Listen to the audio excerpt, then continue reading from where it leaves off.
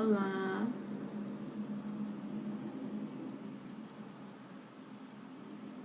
boa noite.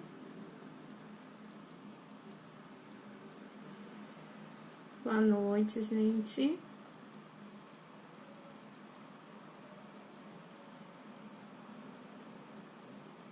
Olá, boa noite.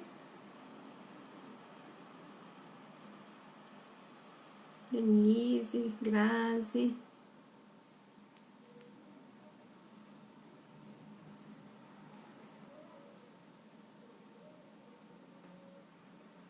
Olá, Denise, chama aí.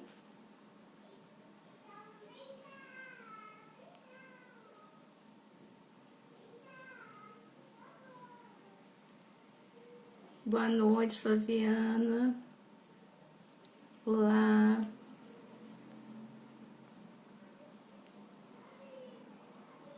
Só tô colocando o título aqui, gente.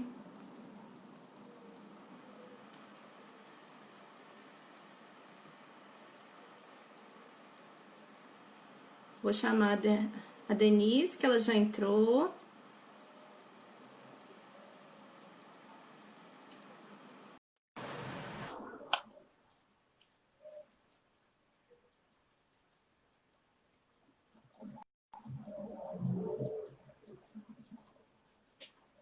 Chamei, Denise. Deixa eu explicar aqui.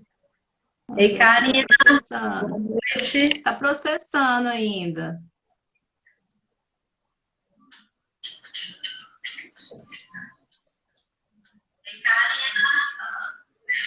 Ei, Denise. Boa noite. Eu ainda não te vejo. Ainda não? Ainda não. Ah, tá. No meu aqui tá processando ainda. Tá. Será que é a internet? Tá.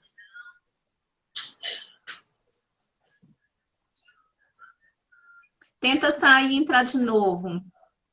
Só um minuto. Acho que é melhor eu desligar para. Ah, me faz um favor. Karina, eu vou só entrar novamente, tá? Porque para ver se estabiliza um pouco mais aqui a internet, tá bom? Tá joia. Só um A gente minutinho. aguarda aqui. Tá. Boa noite, gente. Daqui a pouquinho a gente vai começar. Denise só vai reiniciar, né? Para a gente conversar um pouquinho sobre a música, importância na formação da criança, a relação da música com a natureza, com a saúde e os desafios, né, do setor nessa cultural aí, na pandemia. Daqui a pouquinho a Denise está voltando e aí a gente inicia a nossa conversa.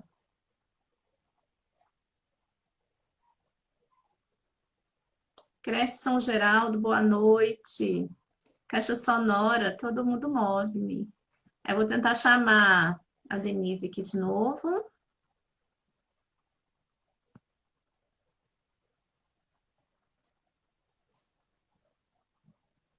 Vamos ver, Denise, agora se dá certinho.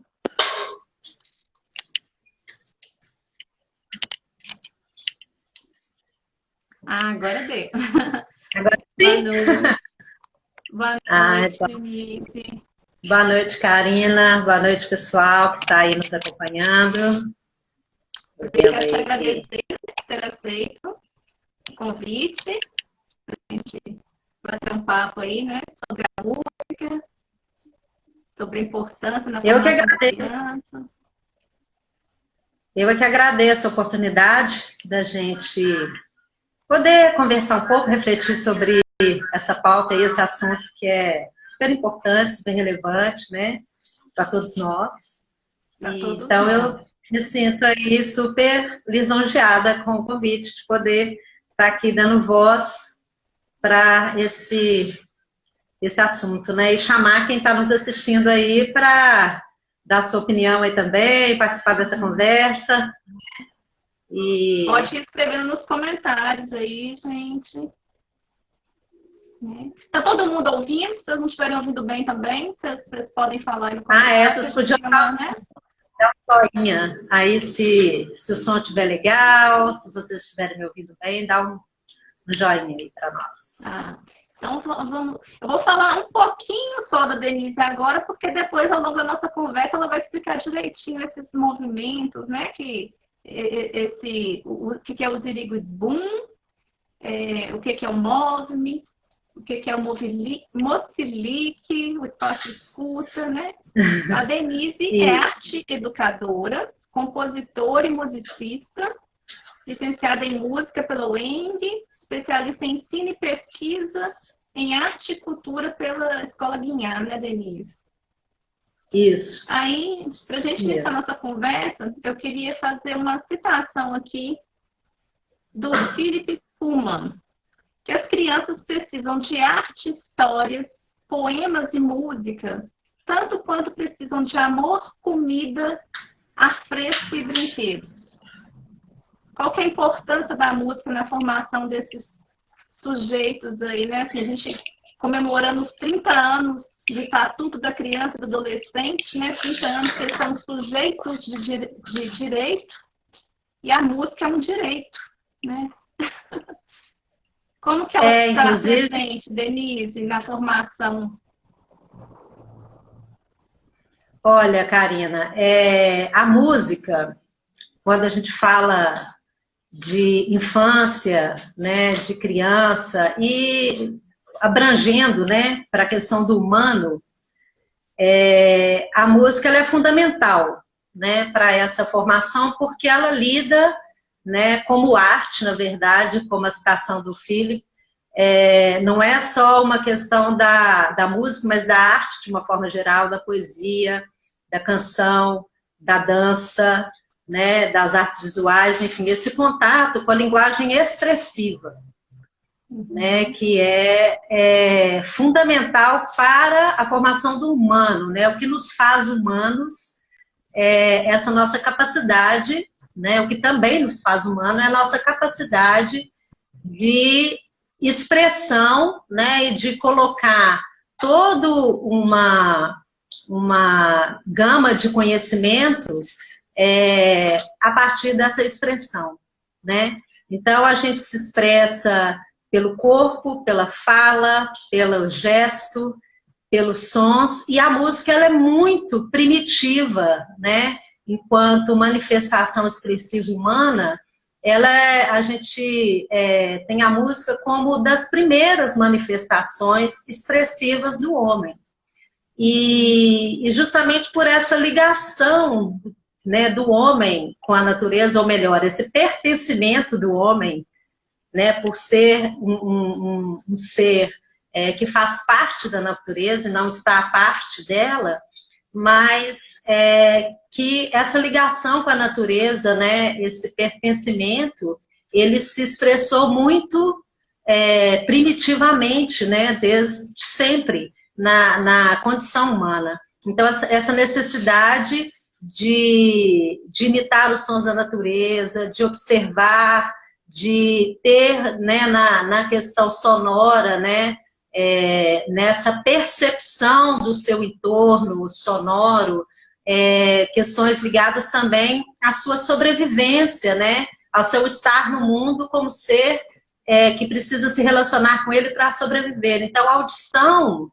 ela foi, desde sempre, o primeiro sentido, né, muito ligado a essa sobrevivência também, né, a escuta, né, a escuta da natureza, a antecipação do perigo, né, tudo isso vai compondo um conjunto de coisas, né, que vão formando esse humano e essa necessidade de se expressar através da música, através do tempo, né.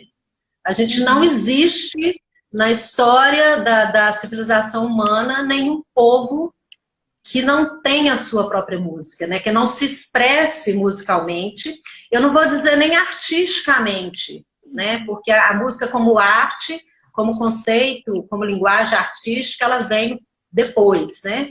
Mas anterior a isso, toda manifestação, né, humana, né, toda civilização, todo processo civilizatório, ele vem acompanhado, não só civilizatório, mas de evolução, né? Todo processo evolutivo da humanidade, ele vem aliado a essa relação com sons, em primeiro lugar.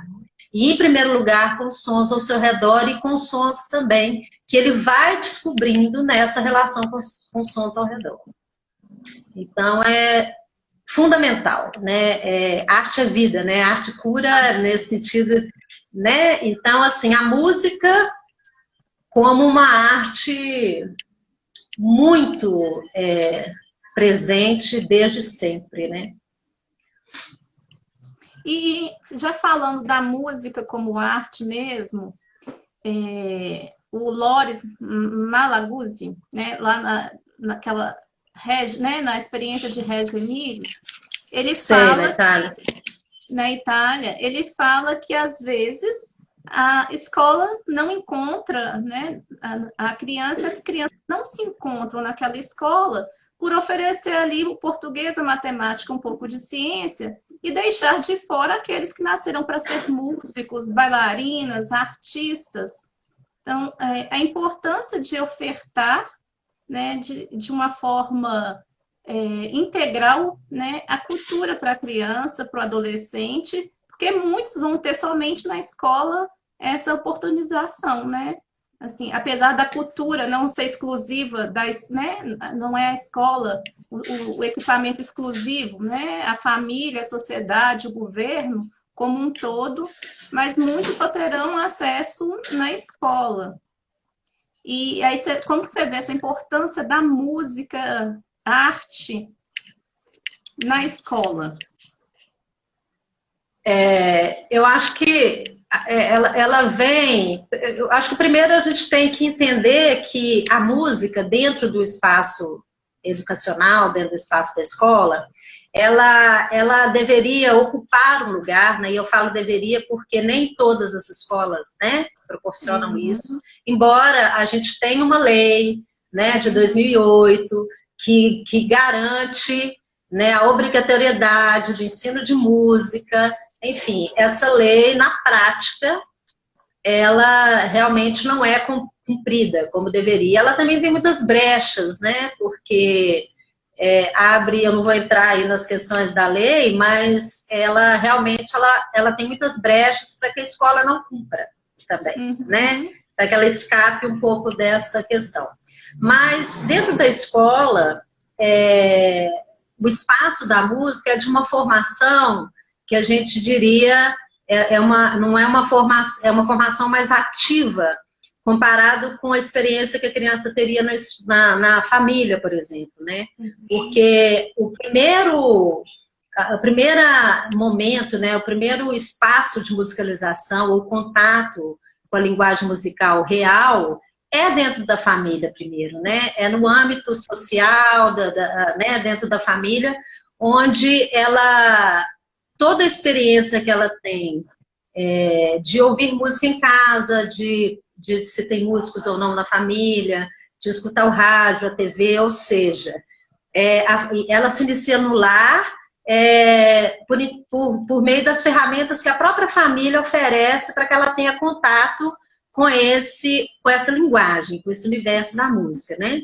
Já na escola, já é uma coisa mais estruturada, né? Esse estímulo, esse contato com a música, ele deveria ser mais estruturado, mas pensando também não só no direcionamento do potencial da criança, do adolescente, de um potencial artístico, tanto no âmbito individual, né, das potencialidades individuais, porque cada um é um. Tem criança que vai ter, igual você disse, mais habilidade para a dança, outro vai ter mais afinidade, se encontrar no desenho, na pintura, ou na música, no exercício da sua musicalidade. Mas, independente disso, a música ela abre um espectro de experiências que, inclusive, se relacionam com as outras artes, né? A música ela tem essa capacidade de um trabalho, né, tanto com a dança, quer dizer, com o cinema, com a literatura, por intermédio das letras, das canções, enfim, é uma arte que ela é muito, ela é muito cheia de rizomas, digamos assim, né, que acaba ligando a experiência musical com outras experiências que juntas se enriquecem, que juntas podem fazer florescer esse potencial que o aluno tem. E para além disso, né, a arte ela é muito transformadora no sentido da construção de um olhar diferenciado, né, uma visão de mundo diferenciada, uma visão de mundo que é particular, mas que pode ser discutida no coletivo. E aí entra as questões da diversidade, porque quantas músicas o Brasil tem, quantos povos o mundo tem e que fazem músicas com referenciais tão distintos, né? Então, a escola deveria ter esse papel de abrir esse espectro, sabe? De abrir essa gama de possibilidades, de vivências, de expressão, de olhar, né? Um olhar mais apurado. E quando a gente fala de direito, né, à musicalização, direito a ter esse acesso não só à linguagem, né? O sujeito tem acesso a desenvolver a sua potencialidade e ter contato com metodologias, com materiais, com tudo aquilo que vai expandir essa possibilidade, que vai dar abertura para ela, né? Então, a escola é esse lugar também. Agora, a família ela tem um papel fundamental no início desse processo, sabe? Porque a família que entende a importância da criança musicalizada, né, no sentido desse trabalho, desses 3 pilares, né, que compõem esse trabalho musical de educação musical, que são a apreciação, a criação musical e a produção musical, né, são esses os 3 pilares, né, de um trabalho de musicalização. Que não é só com criança, né? Os adultos precisam também ser musicalizados, porque tem muitos pais que justamente porque não tiveram essa vivência ou essa oportunidade de ter contato com a linguagem musical de uma forma talvez lúdica ou afetiva, enfim, de desenvolver isso, não vê como que ele perde oportunidade, que a família perde muitas vezes oportunidades maravilhosas de começar lá esse processo de musicalização, não só passivo, né, mas ativo também. Porque existe um processo de musicalização que é passivo, né, musicaliza tudo, todas as suas experiências sonoras, elas vão formando, engrossando essa espiral, alargando essa espiral da sua formação musical, que é da vida inteira, né? A gente se musicaliza durante toda uma vida, mas é muito precioso esses primeiros anos em que a criança tem ali na família um olhar musicalizador.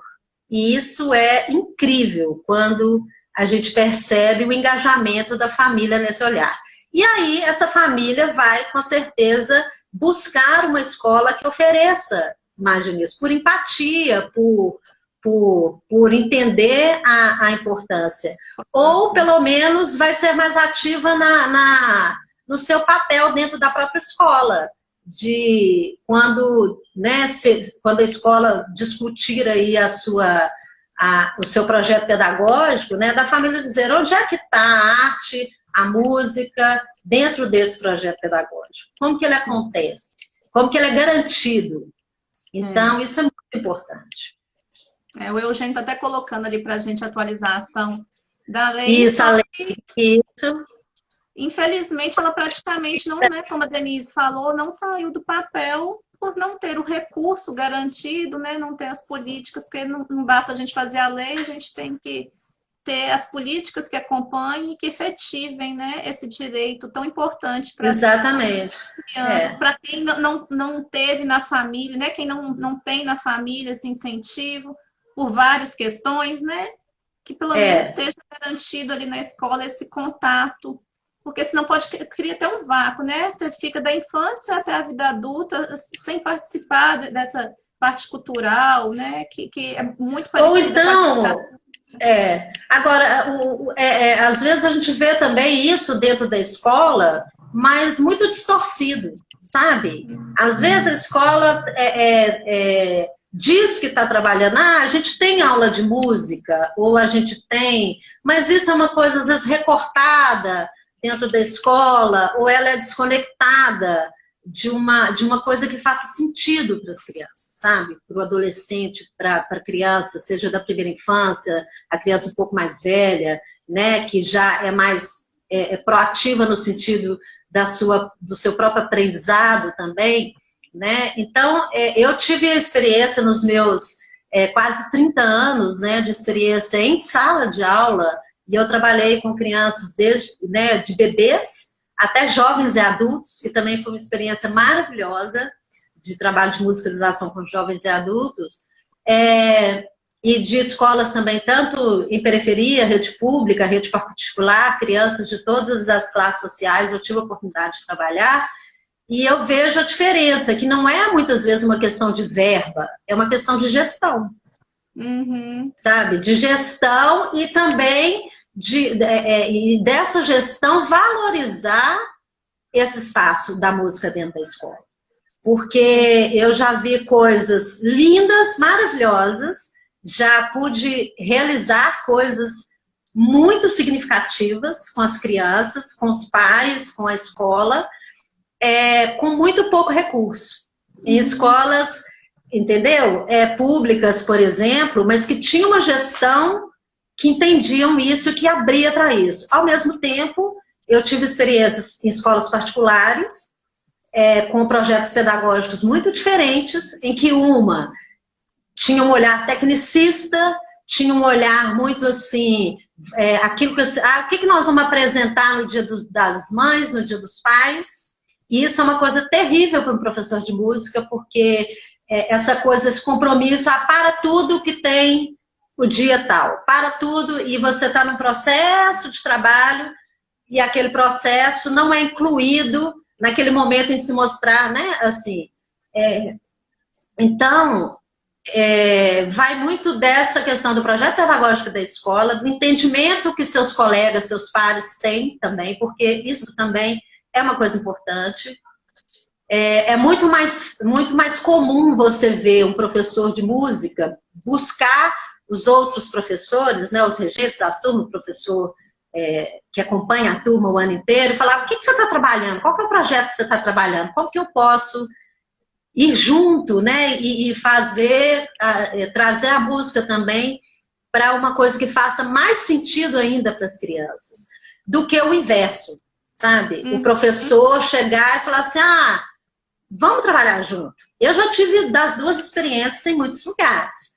Né? Ou então do professor: vamos trabalhar a música porque eu estou fazendo isso, então vamos fazer uma música sobre isso. E não é bem assim. Eu acho que esse olhar do lugar do ensino de música dentro da escola, ou em qualquer espaço que ele aconteça, ele tem que ter um olhar realmente de muito respeito. Porque música para criança é coisa muito séria. Sabe? É coisa que lida com muitas emoções, com muitos afetos, e que é uma coisa que a gente vai falar depois, né? Um pouquinho também. Música mexe muito com a gente, né? A voz é uma coisa muito pessoal, significativa. Então, assim, é toda uma gama de coisas que precisam ser valorizadas, e não só a performance, sabe? O que aconteceu no final? E aí tem aquela criança super tímida, que tem pavor de palco, por exemplo, e que chega o dia D e tá todo mundo com aquelas fotos filmando e tal, Mas, e aí a criança trava naquela apresentação, por exemplo. E o pai e a mãe não teve a oportunidade de ver a lindeza que foi essa criança, por exemplo, numa aula de música.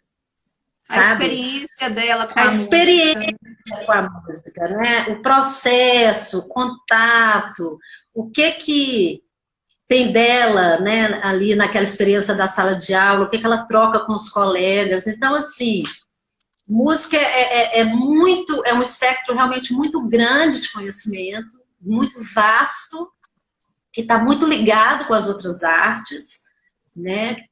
Você vai fazer um teatro na escola, você quer colocar música como trilha sonora, como coisa, você vai, né, um trabalho corporal, porque na música o gesto, o corpo, os sentidos, eles corroboram para que aquele aprendizado vá se tornando cada vez mais intenso, mais perceptivo, mais sensitivo, mais, sabe? Cativo, Então, né? Bem para criança. Tô vendo aqui o pessoal E a vivências, o processo é sempre mais bonito. com certeza, e às vezes não tem muito lugar, sabe, assim, né, a escola costuma colocar aquela música meio para inglês ver, sabe, e eu não, né, não tô dizendo, tem escolas, né, com vários propósitos diferentes, não é generalizando, mas eu tô dizendo de um lado, de uma experiência, né, tem as experiências super positivas também, de projetos maravilhosos, do aluno engajado, da pesquisa musical, da pesquisa de repertório, sabe? Porque também tem isso, não é o professor chegar com aquela coisa pronta, mas tem que ter uma pesquisa de repertório, com cada grupo que se trabalha, com cada idade, né? Buscar as áreas de interesse, buscar aquilo que vai fazer o grupo brilhar o olho, sabe? Falar, nossa, tela de música agora, que legal, sabe? E ser um trabalho inclusivo também, porque tem Sim. também essa questão, sabe? Dos trabalhos inclusivos, de você pensar naquela criança que, né? Que tem questões, cada uma, né? Que tem as diferenças, né? As necessidades, né? As deficiências, né? O que a gente não considera normal, que está fora do que a gente considera normal. Em falando né, nessa questão de repertório, fala pra gente um pouquinho o que é o Ziriguibum, o que é o Move-me. Bacana. A Estrela do Mar. Ai, ó, eu amo a música do Jacaré da Minhoca. Eu amo a Estrela do Mar. A Bárbara, ei, Bárbara. Beijo para você, beijo aí pro pessoal, todo mundo que está aí do Move-me. Então, já que eu estou vendo que tá a caixa sonora, música do pai, tá aí quem mais? O Serelepe, né? O Tadeu. Tem um monte de gente, ó, o William tá aí, beijo, William. Enfim, exatamente. A Eleonora, vou mandar um beijo para a Eleonora, que é lá de Quilmes, em Buenos Aires, uma educadora musical maravilhosa. Beijo, Leonora, Orengo. Ziriguibum, pois é. O Ziriguibum a minha banda de música para crianças, é o trabalho autoral, né? Eu sou compositora, comecei a compor na adolescência, na verdade, né? O meu contato com música, ele foi primeiro autodidata, para depois eu buscar a academia. Então, assim, é um processo que eu valorizo muito, no sentido de que primeiro eu experienciei música, eu vivi música, eu ouvi muita música, para só depois eu organizar, ou eu aprimorar isso tudo e entender melhor essa questão da linguagem acadêmica, né? O Ziriguibum, ele teve início em 2001, 2002, na verdade a gente está fazendo 18 anos, comemorando agora, em 2020, 18 anos de música, né? Como, Karina? Maioridade.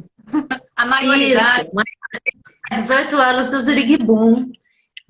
Começou lá na UENG, na Faculdade de Música.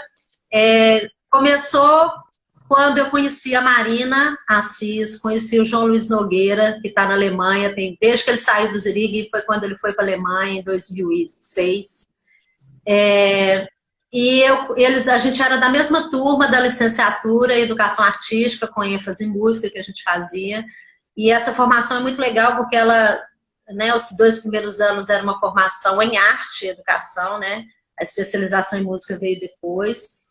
Então eu conheci a Marina e foi quando eles conheceram algumas das minhas composições que eu já trabalhava em sala de aula com os meus alunos, porque quando eu fui para fazer a licenciatura em música, eu já trabalhava com educação musical há 10 anos, mas eu não tinha uma formação acadêmica ainda.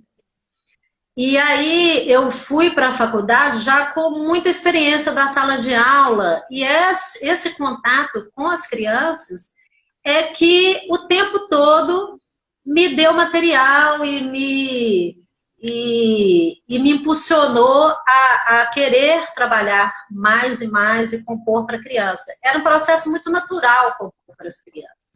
E também a maternidade, né? A maternidade me trouxe ainda mais, primeiro que a maternidade me fez voltar para a escola.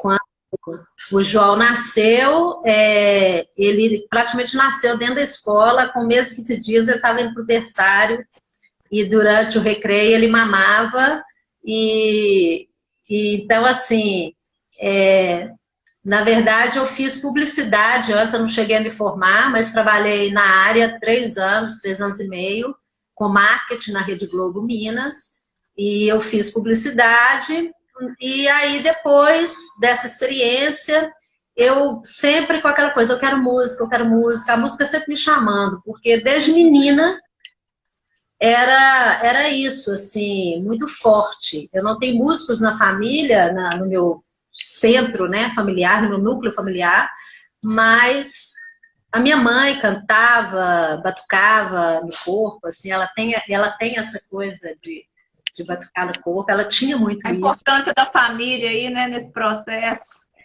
E assim, meu processo de musicalização, ele veio dentro da família, assim, muito... Eu sou a caçula de 5 irmãos, então eu ouvia tudo que minha família ouvia, né? Os meus irmãos, muito MPB, Gil Caetano, rock and roll, Beatles, Led Zeppelin, Fagner, enfim, tudo. E o rádio, que ficava ligado lá em casa direto. Eu tinha fascínio por rádio desde muito pequena. E quando eu tinha 6 anos de idade, mais ou menos, talvez um pouco mais, eu lembro que eu pedi de presente de Natal para o meu pai um radinho de pilha, daqueles vermelhinhos para pôr no ouvido, e eu não desgrudava daquele rádio, sabe? E aí eu comecei a ter contato com o violão, enfim, com aquele sarau de música lá em casa, dos amigos, dos meus irmãos, e cada vez mais fascinada com a música. E depois da minha experiência com marketing, e depois que meu primeiro filho nasceu, o João, eu, por uma questão de necessidade também, de ter um emprego, de trabalhar meio período, de poder estar com ele mais tempo, eu voltei para a escola. E nesse processo de voltar para a escola, é que a música cada vez mais presente na sala de aula, porque para mim era fundamental o trabalho com música. E eu via o quanto que isso era rico para as crianças, quanto que isso enriquecia o trabalho, e quanto mais eu levava música para a escola, mais eu queria levar, e mais as crianças me davam temas para compor. Então, por exemplo, Carlota Minhoca, que está no CD do Ziriguibum, que é o primeiro CD, o único, filho único, a gente tem muita coisa, mas que não foi oficialmente gravado, assim. Mas o CD Primeiras Canções, ele tem, por exemplo, Carlota Minhoca, que foi feito muito tempo antes, nesses 10 anos de aula, Borboleta Risoleta, Jaca Jaca Jacaré, Zabelinha, que está no CD, é uma canção que eu não fiz para criança, mas que ela entrou E eu compus quando eu tinha uns 16 anos, mais ou menos. E ela entrou no meu primeiro disco. Mas, então, o Ziriguibum, ele se formou ali na escola.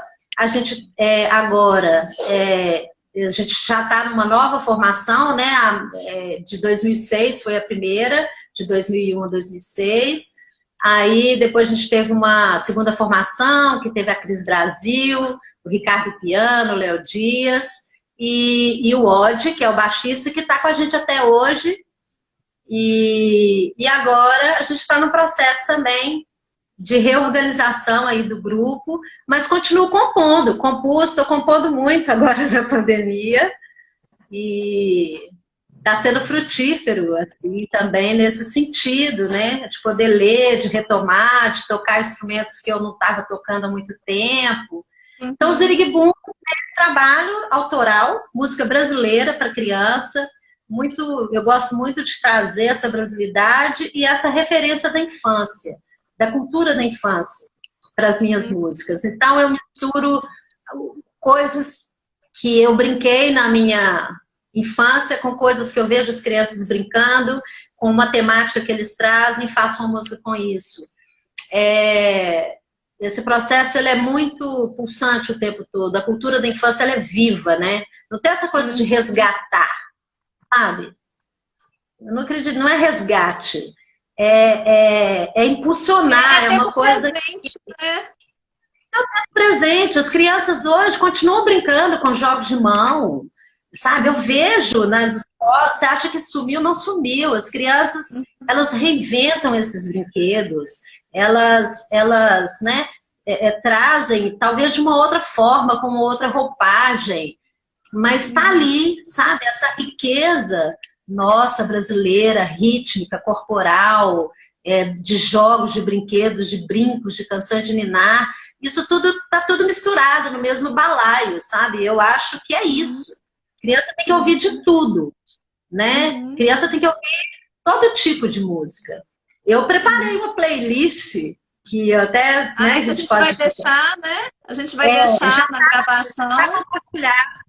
Já está lá na bio do Escutar Infância, já está lá o link da playlist, que são canções, músicas, tem música instrumental, tem música, enfim, é bem eclético, bem diversa, porque é o meu jeito de trabalhar a musicalização com as crianças. Eu acho que a gente tem que dar oportunidade da criança lidar com a música também. A música como elemento por si só, independente, inclusive, da questão da letra. Então, a música instrumental é super importante no processo de musicalização, porque a criança pode abstrair, ela pode ter um contato que lida aí com afetividades, com sentimentos, com emoções realmente que a música faz transbordar, porque é música. Porque é essa linguagem que mexe dessa forma, né? Que melodias, que você escuta uma linha melódica, aquilo te arrebata, né? Tem um educador canadense, que eu sempre falo dele, porque ele é uma referência para mim, como é a Violeta Gainza, como é Suane, o Schaeffer, né, que cunhou, o Murray Schaeffer, que é um educador musical canadense, ele cunhou o termo soundscape, que é paisagem sonora, né? E ele, quando fala de paisagem sonora, que é todo esse conjunto, todo esse universo de sons que envolvem um determinado lugar, né? E que, então, todo tipo, né, de toda procedência, não sons humanos, sons de máquinas, sons da natureza, artificiais, eletrônicos, enfim, tudo isso que envolve, né, em que a gente está imerso num determinado ambiente, é uma paisagem sonora. E ele diz, né, ouvidos não têm pálpebras, né? A gente é arrebatado pelos sons, e aí pela poluição sonora, por aquilo que a gente quer ou não quer ouvir, por aquilo, às vezes, já aconteceu comigo, por exemplo, eu passando num lugar, entro numa loja e começo a tocar uma música ambiente, né? E aquela música me transporta simplesmente para uma lembrança, para um outro lugar, me faz revisitar, às vezes, se é uma música, por exemplo, da minha infância ou da minha adolescência, juventude, assim, ela é capaz de fazer a gente revisitar emoções, né? Daquela idade, daquele momento, né? É capaz de mudar o nosso humor assim, né? Você pode estar muito bem-humorado até tocar algo que para você você não gosta, te agride, assim, e aquilo te muda o humor, né? Por isso a importância, né, da gente, eu acredito, nesse momento que a gente está em casa, de cuidar também daquilo que a gente ouve, né? Uhum. De conscientemente observar isso, dar lugar para isso, aí pais, né, com as suas crianças, é uma oportunidade incrível da gente estar observando melhor as paisagens sonoras do nosso entorno. O primeiro vídeo que eu fiz durante a quarentena foi falando sobre paisagem sonora, né? Porque as ruas mais silenciosas, tudo mais propiciando, né, essa escuta que o Schaeffer, inclusive, fala, educação sonora, né? Antes mesmo de musicalizar, a gente tem que educar para ouvir, né? E esse processo, ele é sutil também, né? Uhum. Educar o ouvido, né? E tem muitas formas de fazer isso, tem exercícios para fazer isso, enfim, é uma coisa bem interessante aí. Música é uma gama, né? Música é um negócio amplo demais. Deixa eu ver, a Flaviana colocou aqui que na escola onde ela trabalha tem sempre uma professora do primeiro ciclo que leva os alunos cantando para a biblioteca, que é lindo de se ver. A música é sempre muito bom, né? O tempo tá assim, voando aqui. Pois é. Eu nem falei ainda do Move-me, que você me perguntou, eu vou falar muito rapidinho. Eu falei do Zirigubu, enfim, o Zirigubu é minha banda. O Move-me é um movimento... Tá tão bom de te ouvir essas questões importantes que eu não... Mas eu acho que são questões muito complexas, na verdade, que cada uma delas daria uma live, né? Só para cada uma delas. Mas a gente tenta fazer um recorte. A gente tenta fazer um recorte, assim. Mas o Move-me, do qual eu faço parte, né, por meio do Ziriguibum, né, pelo meu trabalho com o Ziriguibum e pelo meu trabalho também como educadora musical, o Move é um movimento Música e Infância, aqui de Belo Horizonte, que reúne educadores, arte-educadores, músicos, palhaços, brincantes, enfim, contadores de histórias, reúnem pessoas que se dedicam a ter esse olhar para a infância e produzem e trabalham com a infância, né, e para a infância. Então, que produzem música para a infância, espetáculos teatrais, cênicos, musicais, enfim. São pessoas que comungam, né, de uma ideia que é a importância da arte para a infância. Então, a gente se reuniu, o convite, ei, Diego, músico pai que está aí, obrigado pela presença. Tudo começou com ele, na verdade, ele convidou para um café na casa dele, e a partir desse primeiro encontro lá, que era esse desejo dele de, poxa, quem é que faz música para criança aí também em Belo Horizonte? E é tanta gente, Karina, é tanta gente boa, bacana, que faz um trabalho sério, lindo, de muita pesquisa, com muita seriedade, muito respeito para as crianças, né? Então a gente tem Companhia Pé de Moleque, Caixa Sonora, Pé de Sonho, Serelepe, Ziriguibum, Músico Pai, Super Pump, pessoal do Corre Cutia, do Maria Cutia, a Silva Negrão, Marco Aur, né? Eu estou aqui esquecendo, claro, de pessoas, Beatriz Mirra, Daniela Libani, Rubinho do Vale, toda essa galera, Coração Palpita, todo mundo faz parte aí do Move-me. E aí uns foram convidando os outros, porque a gente quer, como coletivo, como corpo coletivo, propor para a cidade, para o país, né, para o mundo, coisas, né, que a gente acha que são relevantes do ponto de vista do acesso das crianças, né, do público infantil, a essa produção que é dirigida a elas. Então, é muito importante que a gente produza coisas para as crianças, mas é mais importante que essa produção chegue. Sim. E chegue na periferia, e chegue de graça, e chegue com subsídio, com recurso, para que a gente possa levar isso, com qualidade, para que a gente possa levar isso justamente para que todos tenham acesso, né? Então, nesse contexto de pandemia, né, agora, realmente é um desafio para todos nós, né?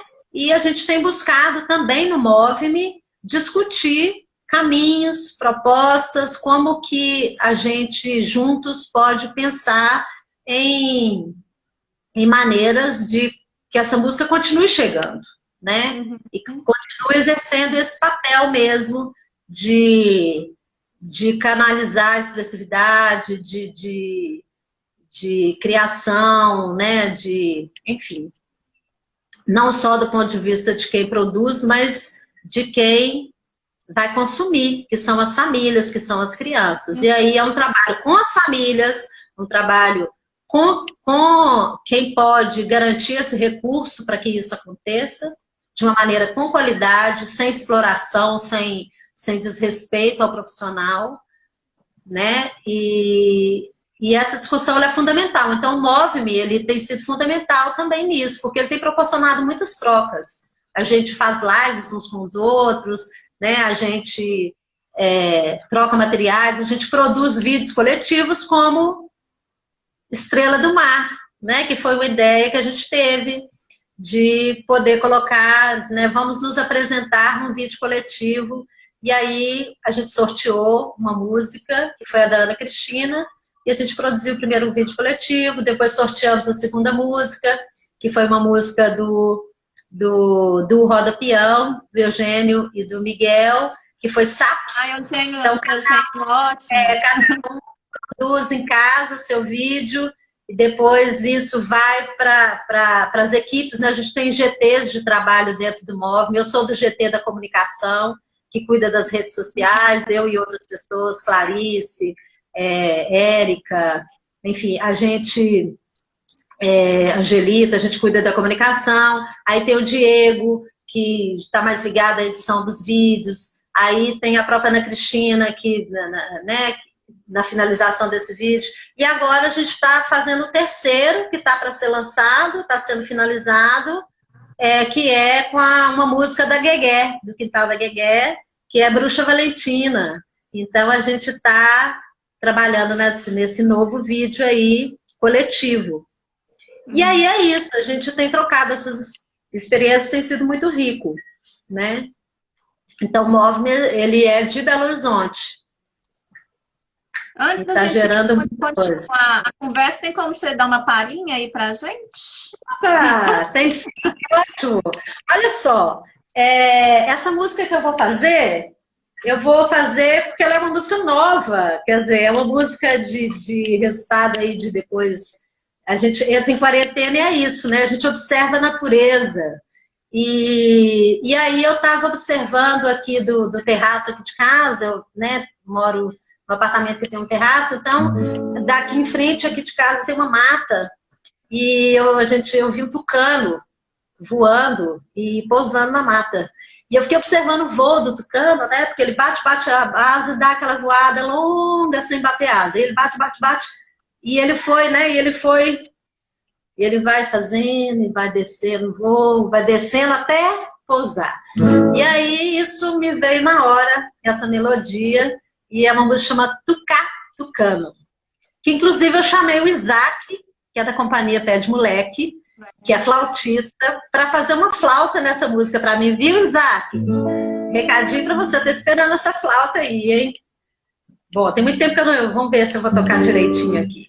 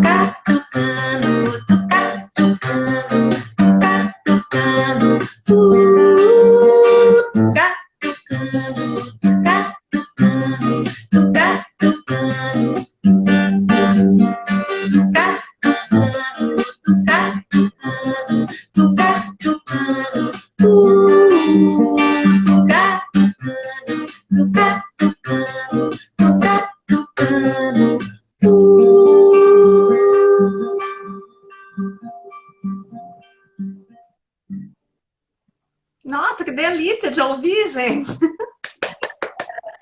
Essa foi Tucano. Pois é. Nossa, que é uma canção que eu gosto muito dessa coisa de brincar com as palavras, sabe? Com o som das palavras. E eu faço muito música, por exemplo, a Parlenda tem muito isso, né? Da rima, da brincadeira, do jogo de palavras, que é uma coisa muito própria da infância, dos brinquedos. E eu acho muito legal poder usar isso nas canções. E aí essa saiu assim, bem que observando o tucano, que o tucano é uma ave pirata, né? Ele rouba os ovos dos outros ninhos, né? E por isso ave pirata. Ô, Denise, a gente tem um pouquinho de tempo, a gente planejou falar ainda tanta coisa, né? Pois é, menina, tem tanta coisa aqui, ó, que eu pensei em dizer, assim, fiz um roteirinho também, mas, enfim, vamos lá. Eu queria falar um pouquinho, assim, né, depois de tanta coisa gostosa que você falou aí, falar um pouquinho desses desafios né, do setor na pandemia. E aí depois, se você tiver um tempinho mais se cair, né? Aí a gente retorna. Porque a gente sabe que o setor aí da cultura, né, foi o primeiro a parar, né, presencialmente. E os pequenos artistas que dependiam, né, de público, né, de estar próximo ali, foram os que mais foram afetados. Eu queria saber como que você está vendo isso, né, junto aí com os artistas que você tem mais proximidade, apesar de terem se passado muito rapidamente, né, para o mundo virtual, para não perder esse contato aí com o público, mas como tem sido isso, a questão de monetização, né, porque... É isso, as pessoas, né, os artistas vão buscando as soluções, as saídas possíveis, né, das aulas de música online, né, de transferir essas aulas presenciais para online. Então, isso tem funcionado para uns, mais para uns, menos, porque isso também depende muito dessa questão tecnológica, depende muito da idade das crianças também. Então, realmente é muito desafiador, por exemplo, dar uma aula de musicalização para uma criança de 3 anos, 4 anos, via Zoom, por exemplo, né, outro. É difícil, porque... Isso está implícito em muitas coisas, né? Primeiro, a comunicação ela tem que ser muito direta, assim, você tem que ter esse contato com a criança e esse link com ela muito diretamente. Ela Você tem que fisgar mesmo, né? Isso depende muito da postura da família que acompanha essa criança, né? Porque uma criança muito pequena, ela vai precisar, obviamente, de estar acompanhada de um adulto, seja pai, mãe, um irmão mais velho, enfim. Então tem que ter um engajamento da família também nesse momento, de fazer junto, de poder dar esse valor que precisa.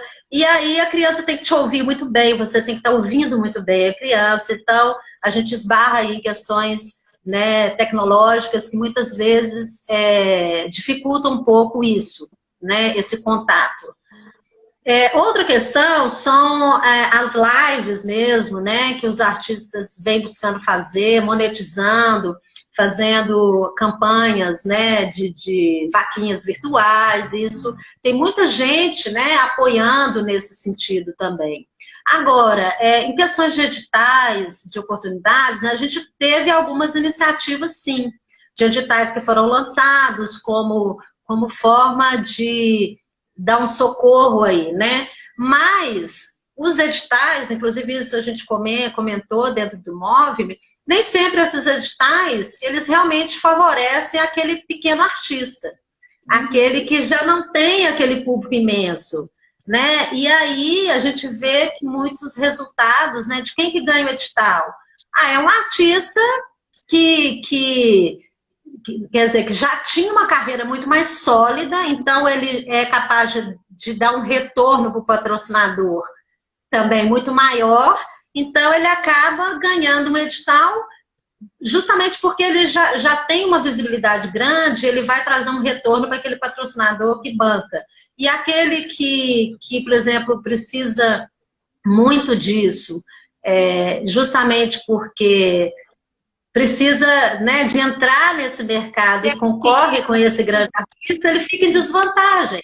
Isso é muito ruim. Mas a gente tem iniciativas muito interessantes. Por exemplo, a gente teve também o Marcelo Serralva, que é do Rio, ele lançou aí, teve a ideia do Meu Pequeno Festival. Eu, inclusive, fui jurada agora dessa última edição do Meu Pequeno Festival, que abriu espaço para músicos. Teve gente que mandou música a capela, sabe? Música para criança, porque não tinha recurso para estar gravando, assim, fazendo um arranjo super, né? Foi uma coisa caseira, mas que para poder ganhar um clipe da sua música, né? Para poder ter um material que pudesse divulgar do seu trabalho, né, dar visibilidade. Então isso é importante, né? O Pequeno Festival, que foi uma coisa online, então assim, as lives mesmo, né, que têm sido organizadas por grupos de artistas, isso foi uma saída muito interessante, porque mantém essa proximidade com o público,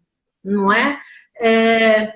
Agora, em termos de efetividade, eu diria, de editais, de poder público, isso para a gente, até agora, quase nada, né? Foram iniciativas muito pontuais de empresas com maior consciência, ou de grupos ou das próprias escolas, né? Espaços educacionais que estão bancando as lives, por exemplo, Festa Junina, a gente teve vários artistas, né? Contratados para fazer a festa virtual da escola. Isso é muito legal, isso é mais um campo que se abre, né, que se abriu assim, pensando nisso. Agora, de início tem uma resistência, né, nossa, eu, por exemplo, ainda não fiz live do Zirigubu, por quê? Questões mesmo de estar longe, né, de poder, o Odd lá, que é baixista, com a família, com todas as questões que envolvem. Só te interromper um pouquinho. A gente pode encerrar e voltar para a gente terminar, porque vai cair agora. Claro. Ô, gente, podemos sim. Então, assim, a gente vai continuar, tá? Vocês voltem aí, então. Vou fechar aqui, né? Eu queria falar um pouquinho sobre as atividades em casa, de musicalização e que a família pode... porque vai cair agora. Então, eu vou fechar Beleza. e abrir. Ok.